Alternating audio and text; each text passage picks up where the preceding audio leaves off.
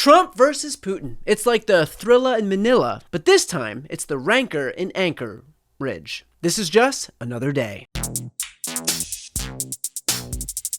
Today, Donald Trump met with Vladimir Putin in Anchorage, Alaska, in an effort to somehow end the bloodshed between Russia and Ukraine. It's a meeting that, frankly, shouldn't even be happening, mostly because of this. As you know, I get along very well with Putin. I would tell Putin, gotta settle. I would tell Zelensky, you gotta settle.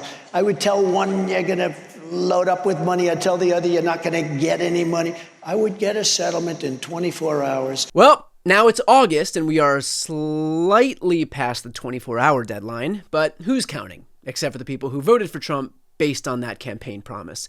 The point is, today the President of the United States flew on Air Force One to Anchorage, which was the agreed-upon location for this meeting. It's on U.S. soil, so Trump likes it because he owns the turf, and Putin likes it because he owns Trump. Plus, afterwards, he can hit up the Crazy Horse Gentlemen's Club. Crazy Horse, if you're in Anchorage looking for a strip club, we're your only choice. Now, before either leader's plane even touched down, there were a lot of feelings being expressed about this meeting. Piers Morgan offered some words of encouragement, tweeting, "As President Trump lands in Alaska, I wish him the very best of luck in trying to secure an end to the horrendous war in Ukraine. It's refreshing to see a U.S. president who generally prefers peace to war." Unfortunately, Pierce's kind note was slightly undercut by the photo he attached, an AI pic of Trump wearing knee pads. Pierce was intending to say that Trump could get the job done, but the photos suggest a whole different type of job. But petty distractions aside, it was the warm reception waiting for Trump that would give him the confidence he needed heading into the summit.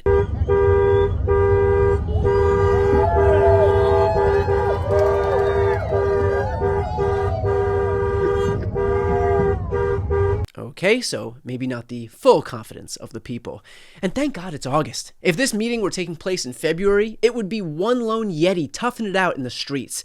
But there have been a lot of questions in the lead up to this meeting, some of which Trump actually took en route. What will make a success of this summit today? I can't tell you that. I don't know. There's nothing set in stone. And that, my friends, is how you do international diplomacy. It's all about freeing your mind from the pressures of accomplishing anything. But come on, surely Trump must want something to come out of this, right? I want to see a ceasefire rapidly. I don't know if it's going to be today, but I'm not going to be happy if it's not today. Everyone said it can't be today, but I'm just saying I want the killing to stop. I'm in this to stop the killing. You know, we're not putting up any money. We're making money. They're buying our weapons, and we're sending them to NATO, and NATO's sending us big, beautiful checks. But I don't care about that. Yeah, I don't care about money at all. That's why I brought it up, to illustrate how little I care about it. In fact, I constantly talk about being rich, getting rich, and having things only rich people can afford as a form of self-imposed suffering, so I can appreciate the stuff in life that really matters. My love of dance. Now, one of the major questions on everybody's mind, besides why wasn't Zelensky invited to the conversation about his country, is what's going to happen to all that land Russia stole from Ukraine. Look, Vladimir Putin wanted to take all of Ukraine. If I wasn't president, he would right now be taking all of Ukraine.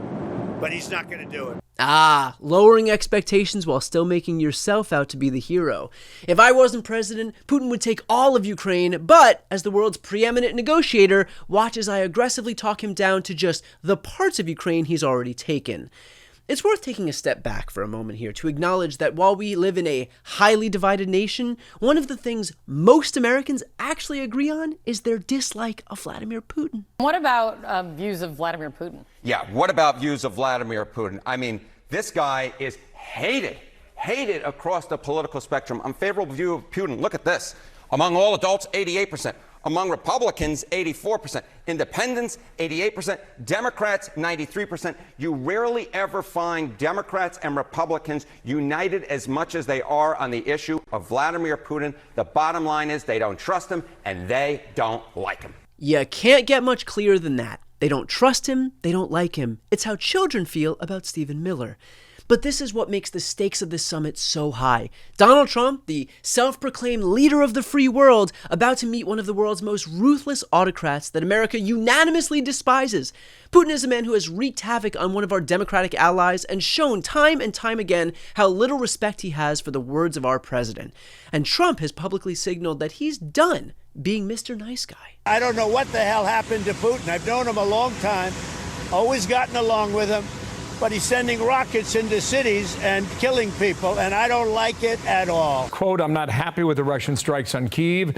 Not necessary and very bad timing. Vladimir, stop. Look at that. Some tough talk from Donald Trump. When you combine that with his experienced negotiating skills, art of the deal, I think we're about to witness, through body language, a clear message that this meeting is based strictly on necessity, not friendship.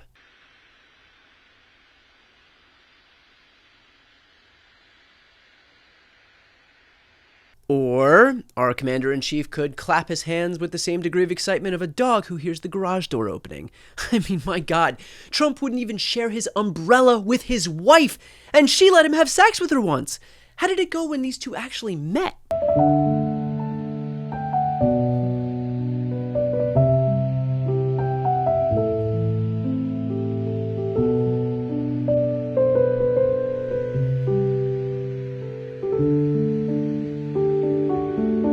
As I was saying, a meeting out of strict necessity, not friendship.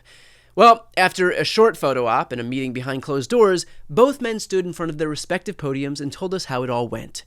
Mr. Putin? Today, when President Trump saying that if he was the president back then, there will be no war. And I'm quite sure that it would indeed be so. I can confirm that.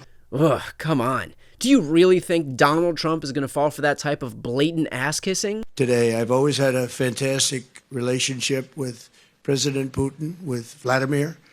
We had many tough meetings, good meetings. We were interfered with by the Russia hoax that made it a little bit tougher to deal with, but he understood it. I think he's probably seen things like that during the course of his career. He's seen it all. Yup, I bet he too has continually brought up things as a way to distract from his involvement with the child molester. It is shocking, but not surprising, that Donald Trump fawned over Vladimir Putin today. Through every action he's taken since being sworn into his second term, it's clear that all Trump wants is to finally acquire his membership card to the autocrat club. I mean, think about it. If somebody told you that Putin was using the military to crack down on cities whose leaders opposed him, or that he'd fired his job statistician because the jobs numbers weren't to his liking, or that he surrounded himself with oligarchs who get kickbacks from his government, or that he repeatedly quashed any form of dissenting media, would you even bat an eye? Not a chance. So why would we expect our president to get mad at a guy who has everything he wants? That's like Matt Gaetz hating on R. Kelly. Donald Trump is supposed to be the world's greatest negotiator, but after everything, this has been the takeaway from today, and from Fox News, no less. It was just very unusual, atypical, and I think we're all awaiting, the readout, because the way that it felt in the room was not good. It did not seem like things went well, and it seemed like Putin came in and steamrolled, got right into what he wanted to say, and got his photo next to the president and then left. When you put it like that, it almost sounds like our president is completely ineffectual and this meeting was a global humiliation. The good news? Trump still got one weapon left in his arsenal. Vladimir, stop. Works every time. Before you go, if you enjoyed this content and you want to see more and support independent media, please subscribe to this channel. The subscribe button will be right here on the screen. But second, the reality is that we are now in a political environment where this administration can lean on any of the social media platforms to suppress certain voices if they don't like critical coverage. That means my longevity here is in the hands of a few tech billionaires who are already making it clear that they are willing to cater to this administration. To that end, signing up for my newsletter is a way for me to reach you directly if that ever becomes necessary. I'll put the link right here on the screen as well, so please sign up. It's free, but there's also an option to do a paid subscription if you'd like to support me and my team. I really appreciate it. Thanks so much for watching.